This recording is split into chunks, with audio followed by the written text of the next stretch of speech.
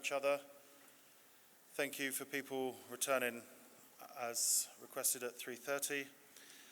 This is the final set of parallel sessions, and the session taking place here is on what makes good biodiversity legislation and launch of the biodiversity legislation study. If you were looking for the What Makes Good Forests REDD+ legislation, that's taking place in the green room 2 floors up. So this is the biodiversity legislation, and Forests REDD+ legislation session is in the green room upstairs, which is back out the doors and then 2 floors up. So I will pass to the chairs for the session. We have Senator Maria Elena Barrera Tapia from Mexico, and we have Ms. Koike from Japan.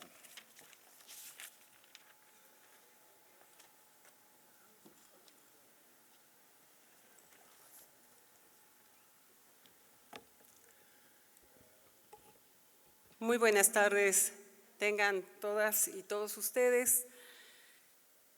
Vamos a iniciar esta tarde de trabajo, efectivamente hablando sobre los principales elementos para una legislación exitosa en relación a la diversidad biológica. Sabemos que para que pueda tener éxito y se pueda legislar con efectividad, tenemos que tener una robusta gobernanza, así como también una clara y específica distribución de las competencias entre los diversos órganos de gobierno y órdenes de gobierno. Asimismo, necesitamos que sea y se aplique de manera transversal para que se puedan incorporar estas acciones y el enfoque de diversidad biológica en el diseño de las políticas públicas. Por ello vamos a compartir experiencias, ricas experiencias de otros países y que me permitiré presentar en compañía de Yuriko Koire, que vamos a estar presidiendo esta sesión. Muchas gracias a todos aquellos que nos siguen y nos acompañan.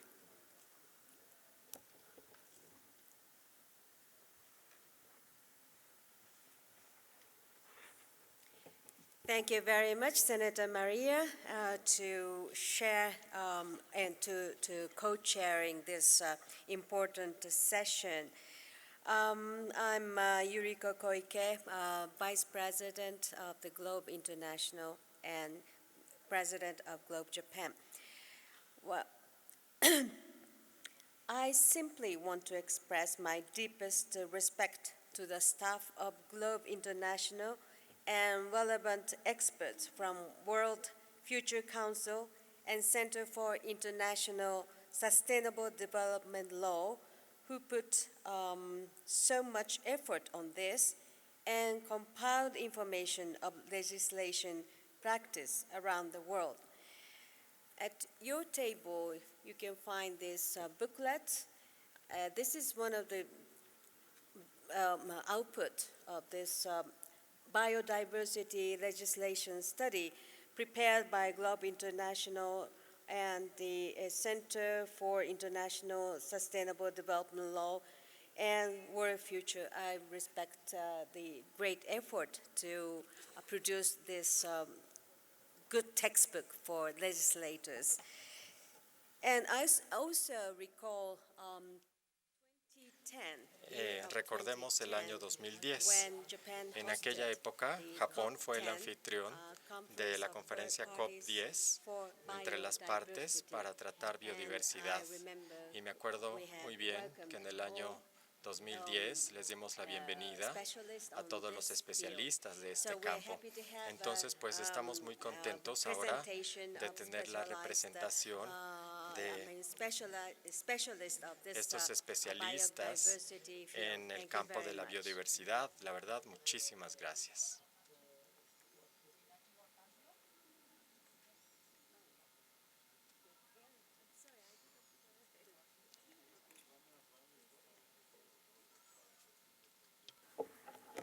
Bien, pues es momento de escuchar a Mr. Jacob von Uxküll, fundador y vicepresidente del Consejo para el Mundo Futuro. Bienvenido.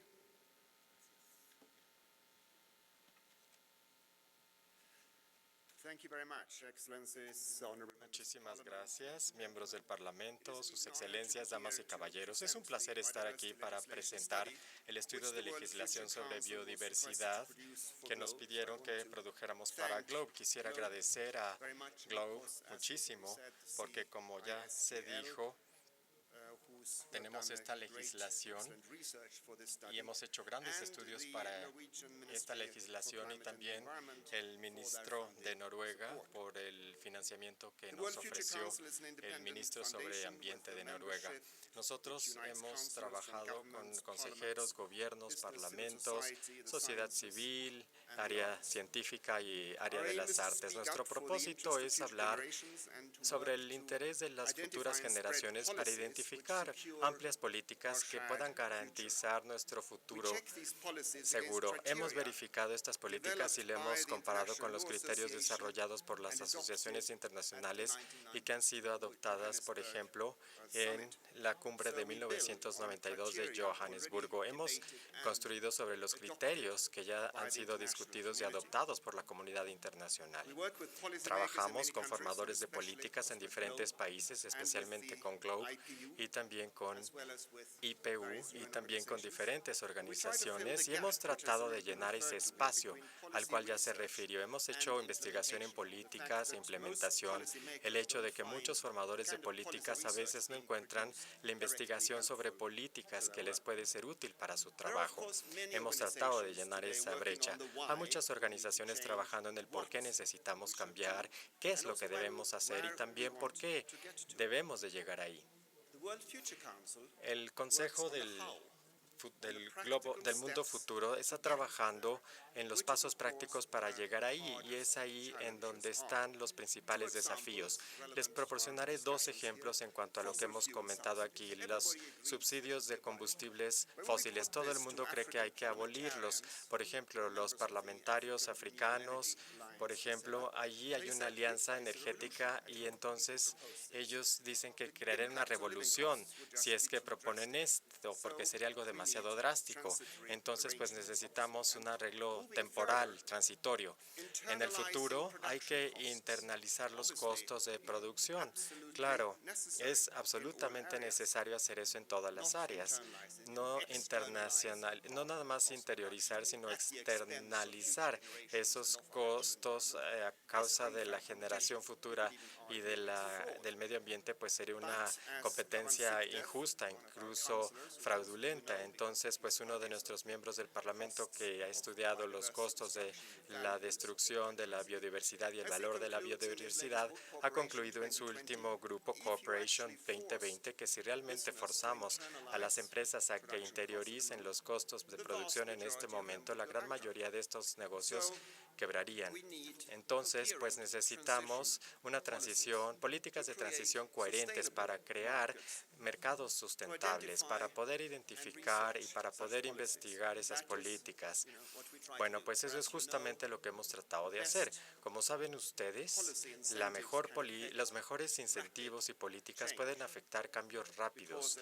¿Por qué? Porque como Martin Luther King dijo, pues que las leyes no mueven los corazones, pero sí pueden limitar a los que se sienten, o ayudar a los que se sienten desamparados. Por ejemplo, en Belo Horizonte establecieron una ley de alimenticia y se redujo la mortalidad infantil en un 60%, con un 2% del presupuesto de la ciudad. Entonces, pues hemos nosotros incluso también trabajado con los jefes de gobierno de algunos países africanos para ver cómo adaptarnos a sus necesidades, porque como ustedes saben, pues entonces a veces no se puede llevar fácilmente las políticas de un país a otro sin que haya un nuevo marco. Nuestro último proyecto se llama DPAC, el Plan Global de Acciones, que conjunta las diferentes políticas que creemos que son las políticas mínimas requeridas para poder avanzar hacia un mundo en donde por lo menos las soluciones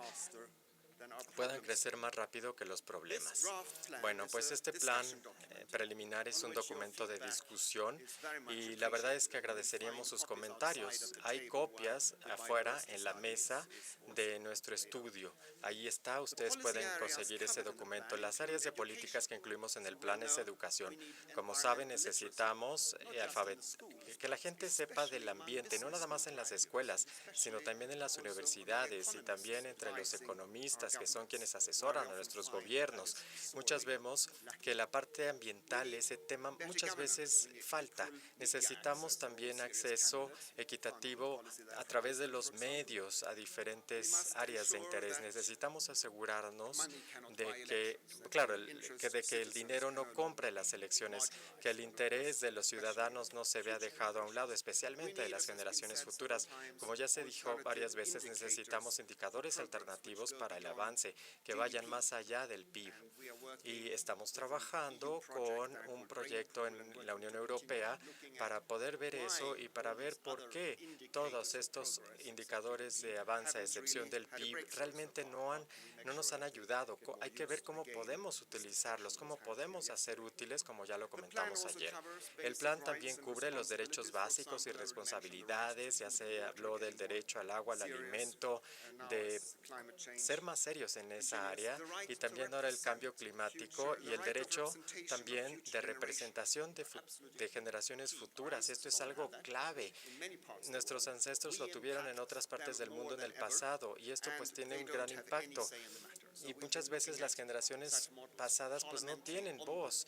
Entonces necesitamos asegurarnos de que las generaciones futuras tengan una voz, tengan representación. Esto es muy relevante, especialmente, por ejemplo, se comentó en las Naciones Unidas, en Río, hablamos, por ejemplo, de un alto comisionado para generaciones futuras en Naciones Unidas, y esto ha sido adoptado por la Secretaría General, que ha propuesto esto en un foro de alto nivel político que se llevará a cabo el mes que viene, y esperemos que se apruebe, que no nada más se archive, y en la Asamblea General de este año pues estaremos apoyando ese esfuerzo. Pídanle a sus gobiernos, a todos los que representen a su país en ese foro, que apoyen esta idea de tener un alto comisionado de las Naciones Unidas para las generaciones futuras.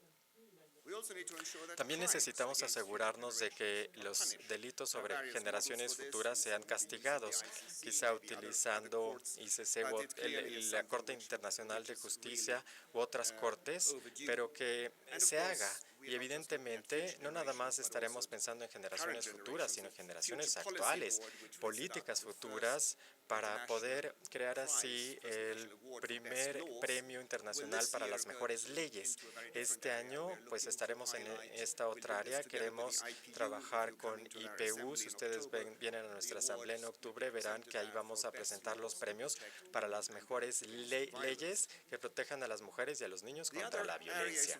Otras áreas de la seguridad, redirigir los gastos para seguridad humana y ambiental. Eso es algo que es crucial, y obviamente armas nucleares, que pues está cobrando importancia con el primer estudio del nexo de clima nuclear, como en un mundo en donde cada vez es más inseguro y tiene más conflictos debido a cambios climáticos y destrucción de la biodiversidad, como las armas nucleares se están volviendo más peligrosas. Entonces pues necesitamos empezar a hacer esfuerzos para abolir las armas nucleares. Muchos de ustedes están trabajando ya en ese tema. Nosotros hemos estado trabajando también en un premio en Naciones Unidas para premiar esa legislación.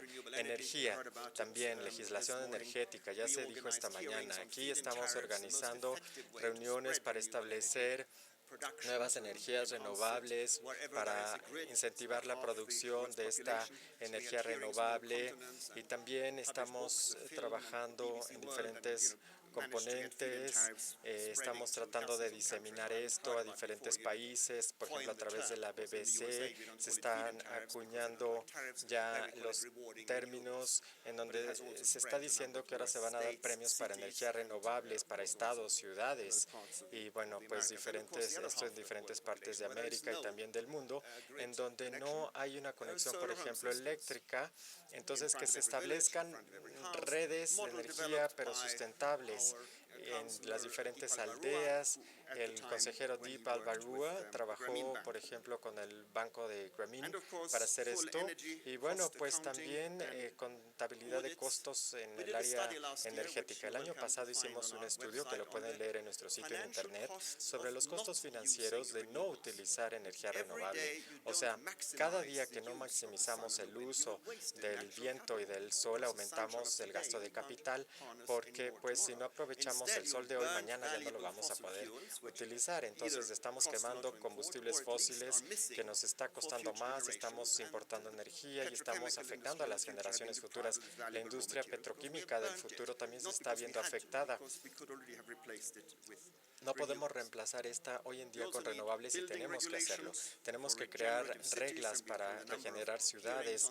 Hemos tenido reuniones también al respecto, pueden encontrar más de ello en nuestros documentos. Y por último, la parte de subsidios para combustibles fósiles. Hay que ver cómo poder crear subsidios sin ocasionar una revolución. Indonesia lo ha hecho muy bien. Si ven ustedes el ejemplo de Indonesia, la verdad es que ahí verán que sí tiene un enfoque integrado.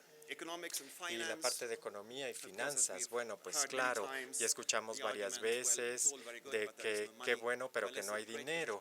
Y que hay un economista en Cairns que dijo, lo que la sociedad pueda hacer, los recursos que tenga, las habilidades que tenga, la mano de obra que tenga, la tecnología que tenga, pues se tiene que poder financiar. Entonces, ese no es el problema. Claro, hay muchas áreas donde necesitamos reformas para impuestos en relación con la ecología, pero bueno, pues también podríamos ver otras formas de generar dinero. No nada más, o sea, los bancos privados son quienes más nos dan dinero, pero ¿por qué los gobiernos no nos pueden financiar? Si estructuramos todo de tal forma en que el dinero no venga nada más de la nueva producción, pues no serán fondos inflacionarios. Esto se ha hecho históricamente. China, por ejemplo, lo ha hecho durante cientos de años y hemos estado haciendo investigación en esta área que está tan descuidada. Instrumentos financieros que ayuden a la economía, que haya instrumentos financieros y que no se basen en la especulación. Esta es otra política que nosotros resaltamos en nuestro plan. Y por supuesto, ya se habló de inversiones en activos, que nuestros ahorros por lo menos se inviertan de tal forma en que nos protejan y que no amenacen nuestro futuro. La producción y el diseño, bueno, pues de la cuna a la tumba, cuando diseñamos un proyecto, pues que hasta donde se pueda sea reciclable, se pueda volver a utilizar, y hay diferentes modelos eficientes de recursos para que se tengan las ganancias de eficiencia y estas no se vean afectadas por el consumo. Un buen ejemplo que se resaltó fue el del principio Top Runner de Japón y luego la biodiversidad. En cuanto a la biodiversidad, pues esta nos da buenos sistemas que nos ayudan a estar sanos y esa es la base para la vida. Si dañamos los biosistemas, vamos a afectar nuestra existencia. Si afectamos los océanos, las tierras, los bosques, esto nos va a afectar. Y la verdad es que los estamos dañando más rápido de lo que la naturaleza los puede renovar. Entonces, pues tenemos que tener recursos naturales que sean sustentables. Necesitamos reducir también la pobreza y que se logre, porque lo sabemos, pero es importante enfatizarlo porque con frecuencia nos dicen, bueno, pues es que ustedes están trabajando en problemas ambientales y yo estoy trabajando en otra cosa, pero sin un ambiente saludable, sin un ecosistema sano, pues nada puede funcionar. O sea, no es que una cosa excluya la otra. Para poder conservar todo lo que hayamos logrado como civilización humana, el medio ambiente tiene que estar bien. Hoy en día, desgraciadamente, los optimistas son quienes tienen miedo del futuro de los negocios y les da miedo de que conforme en otras partes del mundo haya problemas ambientales, pues en esos lugares ya no se pueda vivir. Va a haber muchos refugiados a causa de problemas climáticos, y los pesimistas pues incluso piensan que en el futuro la Tierra se va a volver inhabitable por el cambio climático, y que la Tierra va a volverse como Venus, en donde la temperatura no nos deje vivir. Pero bueno, gracias a Dios no son la mayoría. Pero bueno, no están tan mal, porque bueno, pues ya han presentado, por ejemplo, el Lord Gibbons, su temor, el asesor del gobierno británico, expresidente de Economía y que escribió el libro de Cambio Climático, pues ya expresó estos temores. Entonces, bueno, este es el tamaño del desafío. Entonces, pues tenemos estos miedos del cambio climático, y pues también estos miedos aplican a la biodiversidad, que es esencial para el funcionamiento de los ecosistemas, porque nos da nuestra salud, nuestra riqueza, nuestros alimentos, nuestra agua y otros servicios vitales. Y gracias al cambio climático tenemos destrucción de hábitos y estamos perdiendo esta biodiversidad a unas tasas sin precedentes, como ya le escuchamos el día de ayer.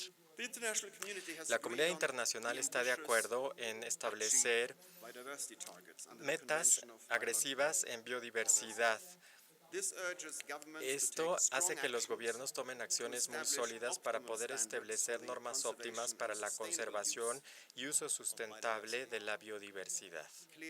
Claramente, tiene que ser una legislación amplia a nivel nacional. Esto es algo crítico para lograr las metas globales. El World Future Council, el premio que se estableció, como ya escucharon, que se da anualmente para la mejor legislación de biodiversidad, como uno que se dio en el año 2010 y otro que se dio en Japón, y también se premió la política de Costa Rica sobre legislación ambiental en el año 2010. Bueno, pues todos estos premios y todo esto que se hizo se incluye en el estudio. En conclusión, este estudio que hicimos trata de ayudar a los legisladores a establecer las medidas más efectivas para la implementación de la Convención sobre Biodiversidad.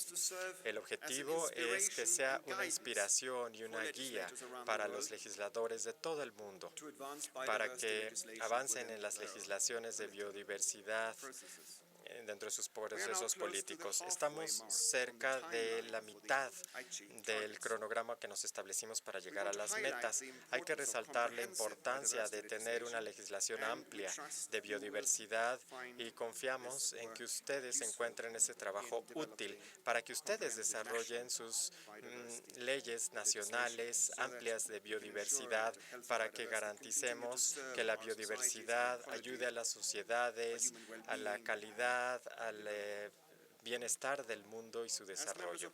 Y como miembros del Parlamento, ustedes están en una posición única para poder instrumentar esta agenda de desarrollo sustentable en sus países y más allá de sus fronteras. El salvaguardar la biodiversidad es algo clave para esta agenda. Ustedes pueden encabezar este esfuerzo de esta legislación, tienen que monitorear la implementación, tienen que garantizar una supervisión, responsabilidad, rendición de cuentas, transparencia y gobernabilidad, y esperemos que los estudios de legislación en biodiversidad que hicimos les ayuden a ustedes en esta labor tan difícil. Pero recuerden las palabras de Winston Churchill, que en una crisis no basta hacer nuestro mejor esfuerzo, tenemos que hacer lo que es necesario. Muchas gracias.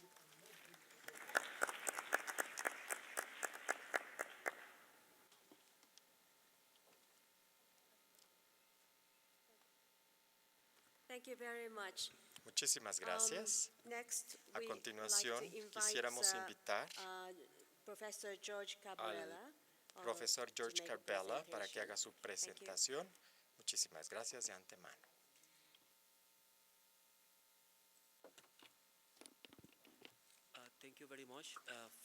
Muchas gracias. Primeramente, quiero darle las gracias a los organizadores por invitarme, especialmente al Consejo Mundial del Futuro por permitirnos desarrollar este folleto o este historial o este análisis breve acerca de la biodiversidad en varios países y, por supuesto, a GLOBE. Quiero darle las gracias por permitirnos presentar las conclusiones principales y las recomendaciones del estudio.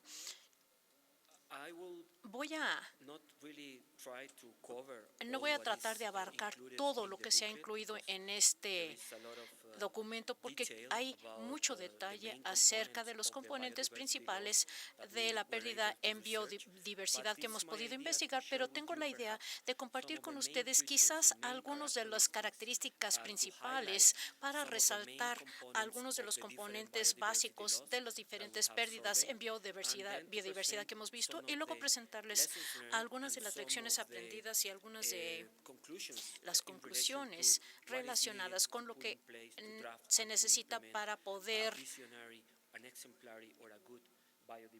establecer una buena ley verde o sobre biodiversidad. Algunos de ustedes recordarán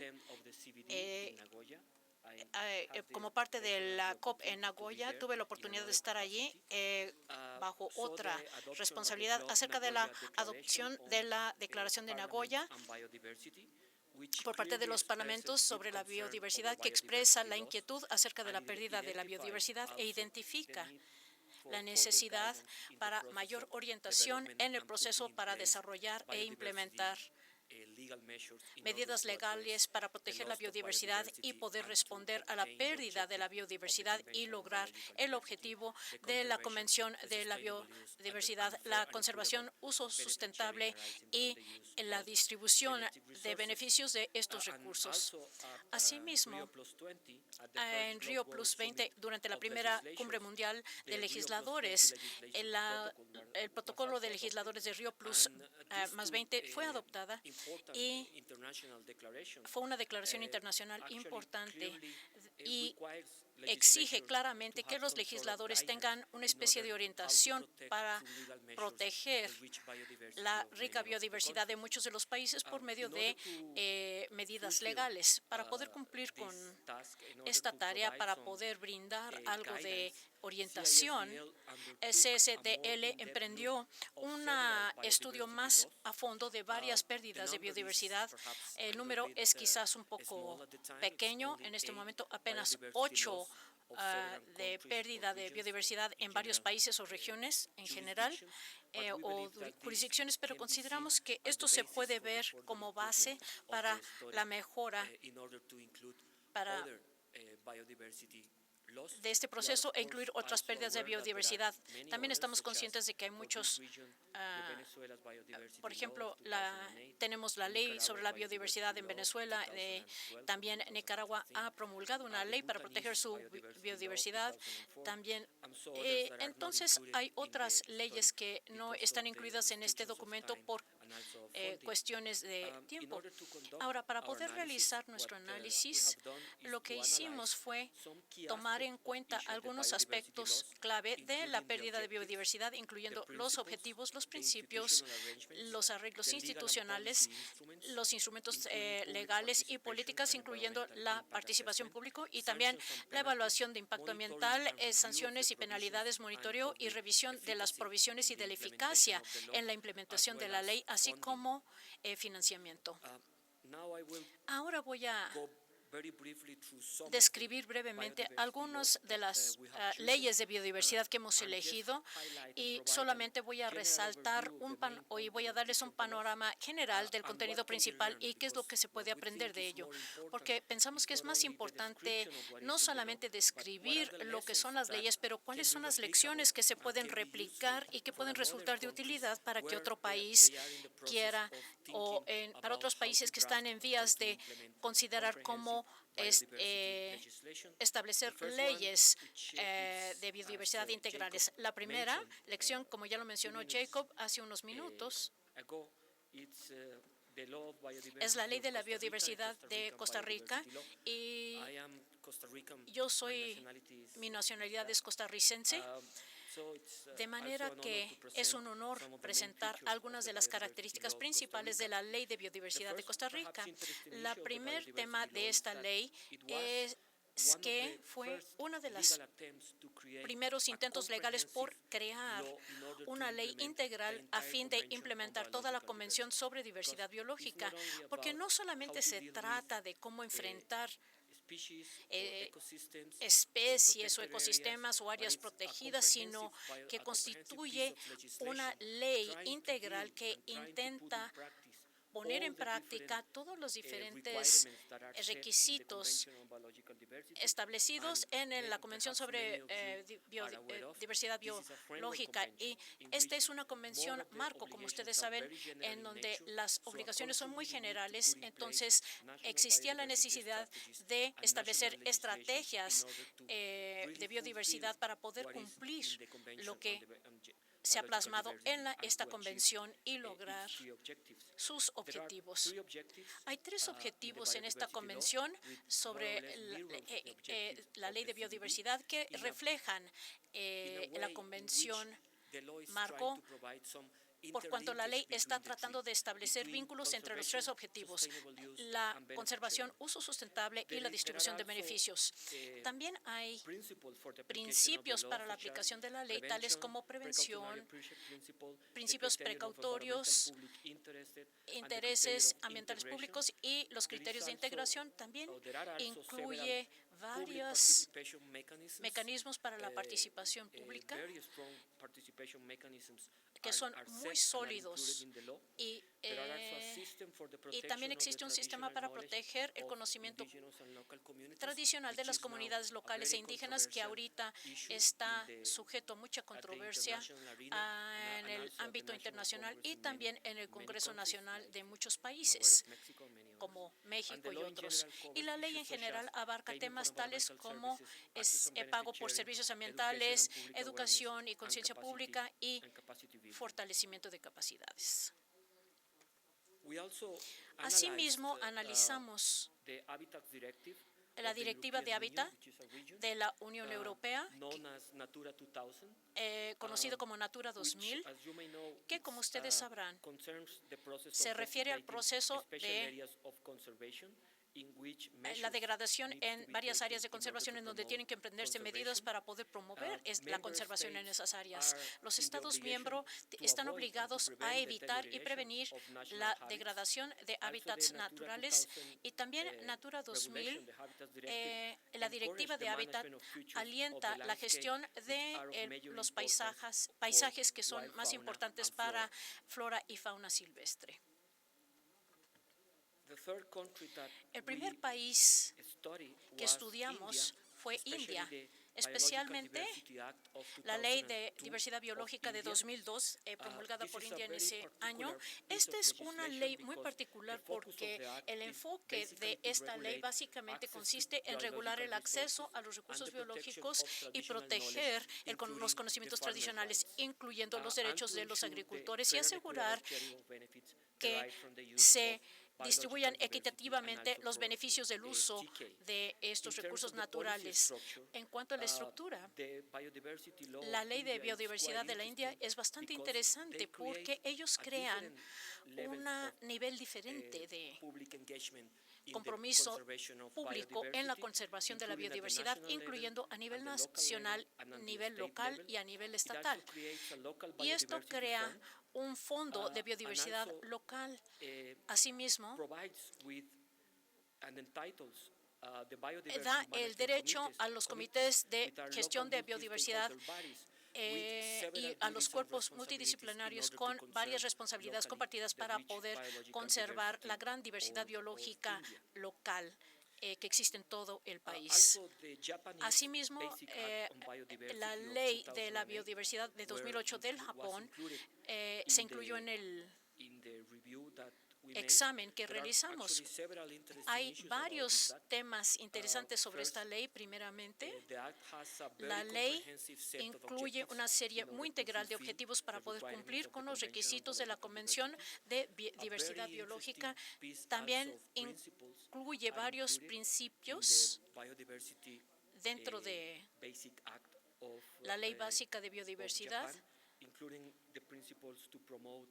y esto incluye los principios para promover el uso amistoso del sector privado para promover la conservación y promover el uso sustentable y muchos principios que me parecen muy interesantes en cuanto a su integración en una ley sobre la biodiversidad. También asigna responsabilidades por la conservación de la biodiversidad a diferentes prefecturas y municipios a los que se les alienta a formular herramientas para implementar las leyes y, por supuesto, lograr los objetivos de la Convención y conservar su biodiversidad. Pero también reconocen el papel importante de la planeación nacional de biodiversidad para poder lograr la conservación y el uso sustentable. Y esto es muy importante porque expresamente reconoce, desde el punto de vista legal, reconoce el valor de esta clase de planes para la futura implementación de la ley y también rechaza todas las medidas que no van en consonancia con esta ley y también crea un mecanismo muy interesante para revisar la ley, para poder actualizarla y recibir retroalimentación y hacer los cambios necesarios a fin de que esta medida legal se pueda ir ajustando a la realidad de la conservación y la diversidad biológica. La ley de 2009 del Japón es una ley de 2009 es muy interesante. La meta de la ley de Noruega consiste en proteger la diversidad de paisaje y procesos ecológicos por medio de la conservación y uso sustentable que permita al entorno proporcionar una base para la actividad humana, su cultura y su salud ahora y en el futuro, incluyendo una base para el desarrollo de la cultura de los pueblos tradicionales de Noruega o de toda la zona norte del planeta. Entonces es un objetivo bastante desafiante el que Noruega ha incluido en su ley sobre la biodiversidad. La toma de decisiones tiene que basarse en principios clave tales como siguiendo el abordaje de ecosistema que ha sido reconocido en varias otras leyes alusivas, como la de Costa Rica y Japón, que utilizan este principio y exigen la necesidad de utilizar técnicas ambientalmente sensatas. Y también es interesante. Es una medida legal interesante porque también crea y protege el derecho sobre los recursos genéticos de los países en desarrollo al hacer legal la utilización en Noruega de recursos genéticos hacer ilegal el uso de recursos genéticos si no se han adquirido en forma legal en países tales como el mío. Entonces es una ley bastante interesante que intenta proteger el uso legal de los de los recursos genéticos o aquellos que se hayan importado de países en desarrollo.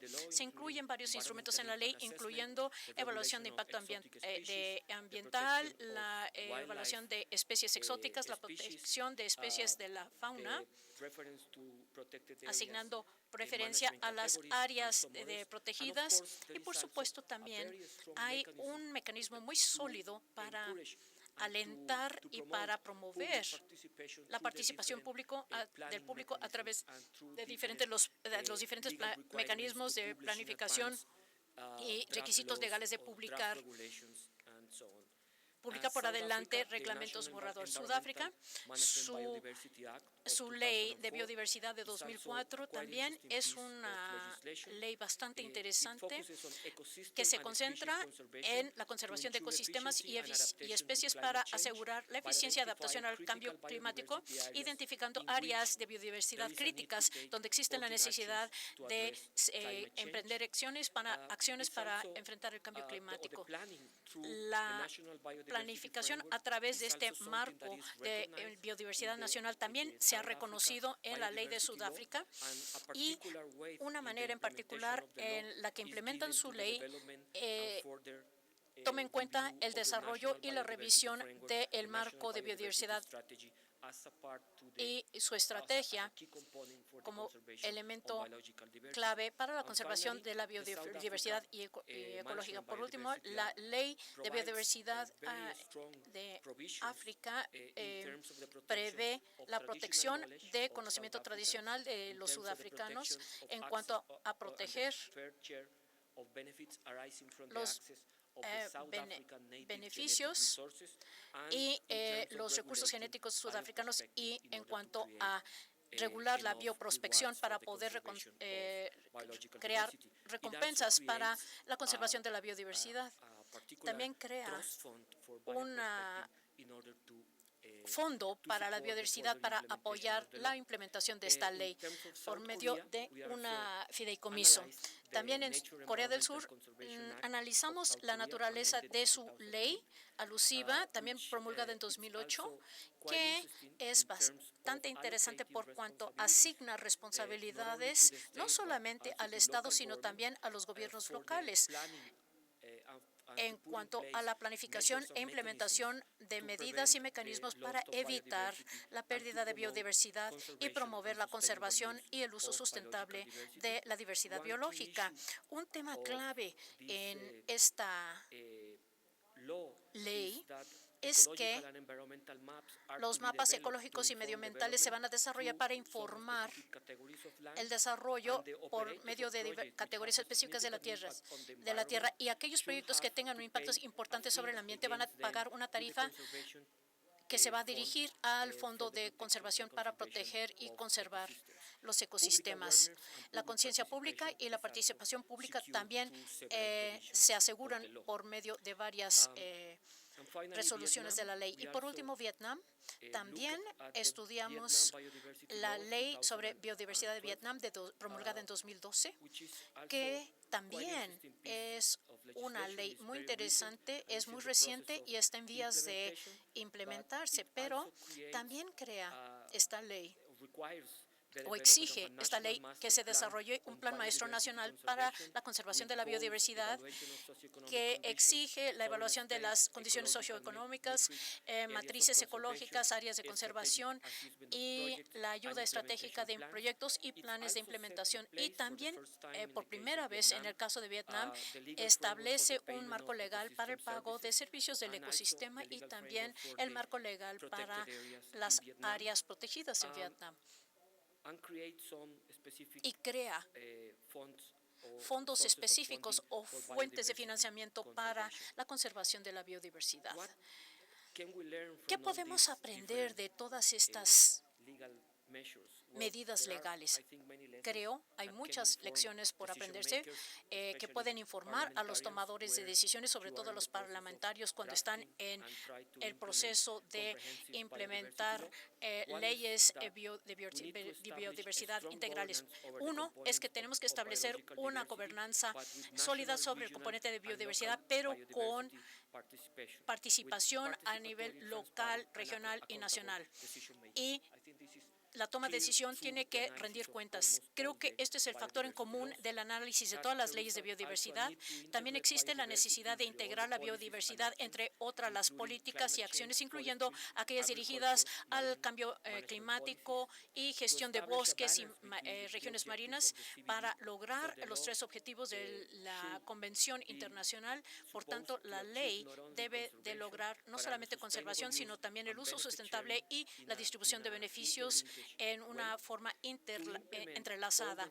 Implementar a todas las obligaciones relacionadas con la biodiversidad, que son retos importantes, porque no solamente se trata de cumplir con la Convención, sino también es Ramsar, la Convención sobre especies migratorias, la Convención de UNESCO, y también las decisiones de las COP y otros organismos. Por tanto, necesitamos un mecanismo legal que claramente bosqueje los roles y responsabilidades de todas las partes interesadas, incluyendo el sector privado, y para también establecer mecanismos para asegurar la participación de un sector amplio de actores en la implementación, monitoreo y revisión, incluyendo, por supuesto, representantes de las comunidades locales e indígenas, para crear un proceso para recabar información y hacer un examen y una evaluación acerca del avance en la implementación de la ley, que es muy raro. Y creo que la ley japonesa es una de las pocas que merece resaltarse porque establece in situ y establece medidas de biodiversidad in situ, incluyendo crea esquemas que permiten integrar y recompensar el uso sustentable de la biodiversidad para desarrollar instrumentos para monitorear el cumplimiento, para proteger, promover y asegurar la distribución equitativa del uso de los conocimientos tradicionales y reconocer el papel de los pueblos indígenas en la conservación y gestión de la biodiversidad y incluir principios clave tales como abordaje preventivo, el uso de medidas precautorias y crear mecanismos de financiamiento para brindar fondos suficientes para la ley, incluyendo la promoción de servicios de incentivos a los servicios de los ecosistemas, y al mismo tiempo hay que revisar aquellos incentivos negativos que pueden tener un efecto negativo en la conservación y el uso sustentable de la biodiversidad. Entonces, en conclusión, todos los países deben de participar en crear sus leyes de biodiversidad, adoptando metas ambiciosas que respetan los derechos humanos y proporcionan el estándar más alto de sustentabilidad y protegen el medio ambiente. Y también para ello hemos incluido otros aspectos en el estudio, pero por cuestiones de tiempo me voy a detener aquí y nuevamente les doy las gracias por su atención. Thank you very much, Professor Cabrera. Muchas gracias, profesor Cabrera. Ahora voy a presentar al honorable Judo Akama del Parlamento de Japón, que va a hacer su comentario.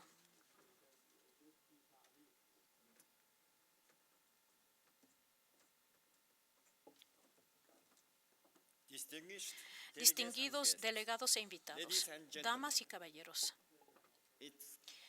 tengo el enorme gusto de estar aquí con ustedes y tener la oportunidad para presentarles algunas medidas y esfuerzos legislativos realizados en Japón para conservar la biodiversidad. Como medida legislativa relativa a la biodiversidad, Japón primeramente promulgó una ley para proteger la fauna y para vigilar la cacería en 1918. Otro ejemplo de una ley importante promulgada en Japón fue la Ley para la Conservación de las Especies Amenazadas de Fauna y Flora Silvestre, que se promulgó en 1992. Asimismo, como medio para conservar áreas en el entorno natural, se promulgó en 1931 la Ley Nacional de Parques. Después de su revisión en 2009, se agregó el elemento de asegurar la biodiversidad a los objetivos de esta ley. Una de nuestras leyes más recientes es la Ley contra las Especies Invasoras, que se promulgó para controlar aquellas especies invasoras no naturales del área para evitar que organismos genéticamente modificados se liberaran en las áreas silvestres. Es más, los parlamentarios desempeñaron un papel primordial en la promulgación de una serie de leyes, tales como la Ley para promover la restauración de la naturaleza, la Ley para promover el ecoturismo y la Ley acerca de la promoción de actividades para la conservación de la biodiversidad por medio de la cooperación entre diversos actores regionales. Dentro de nuestra ley de resiliencia de la tierra, que se promulgó en diciembre pasado, se abordó el papel de los ecosistemas en la reducción de riesgo al desastre. Después del terremoto de 2011 en Japón, se reevaluó el rol de los ecosistemas en la reducción de riesgo de desastre y se comenzó a discutir cómo integrar el rol de los ecosistemas en el desarrollo y reconstrucción y los planes que ello implica.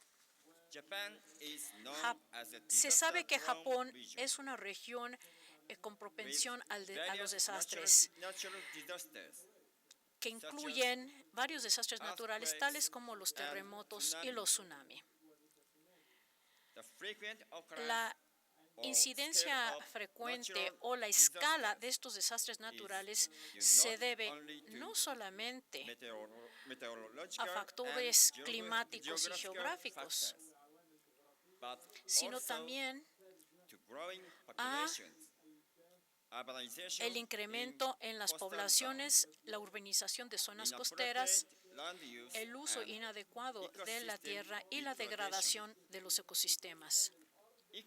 La reducción de riesgos de desastre basado en ecosistemas generalmente es costoso en cuanto a los costos de construcción y mantenimiento en comparación con las medidas que dependen de infraestructuras artificiales.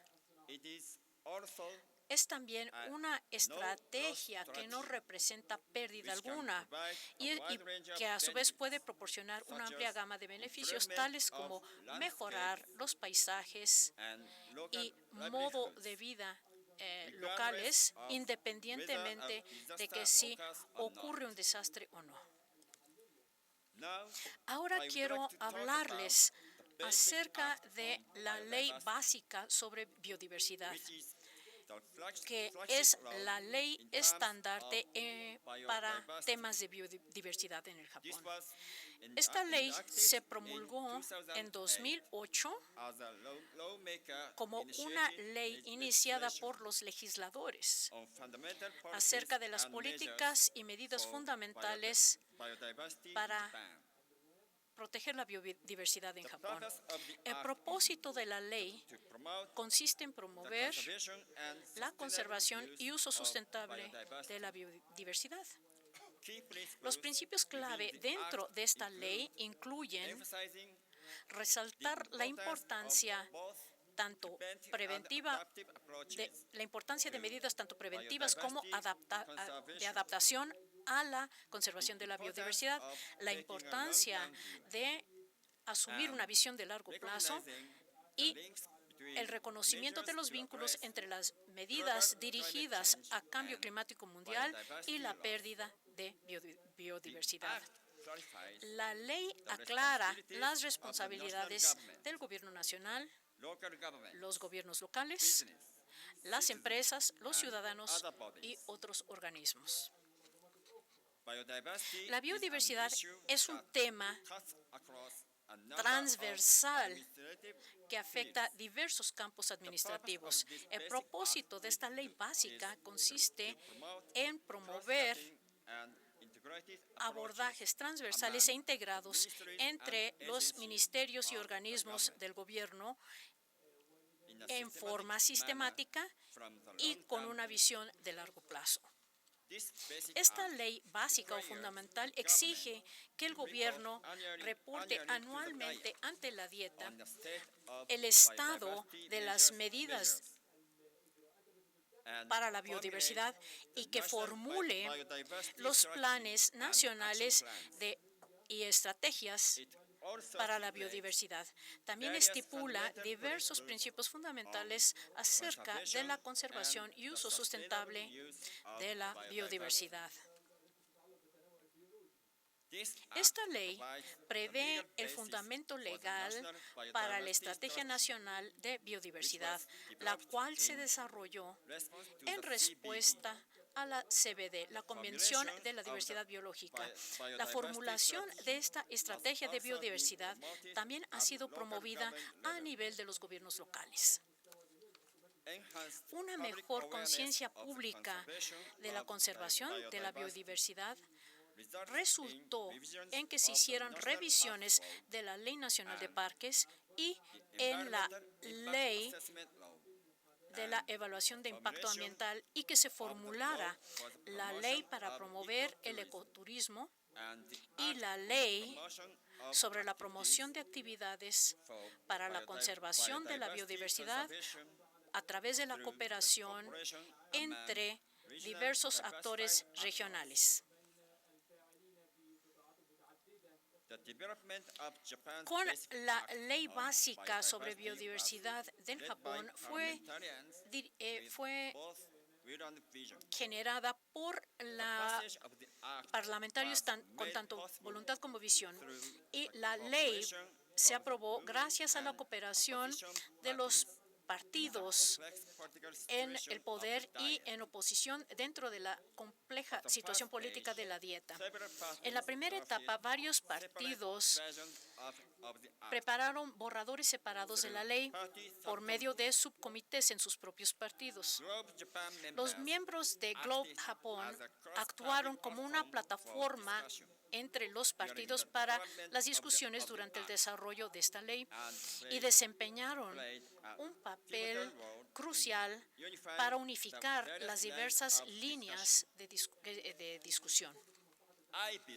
Yo considero que el proceso de esta legislación puede sentar un buen ejemplo del potencial que tiene Globe para desarrollar e implementar leyes progresivas para la conservación de la biodiversidad o ciertamente para cualquier otra área de interés. Muchísimas gracias.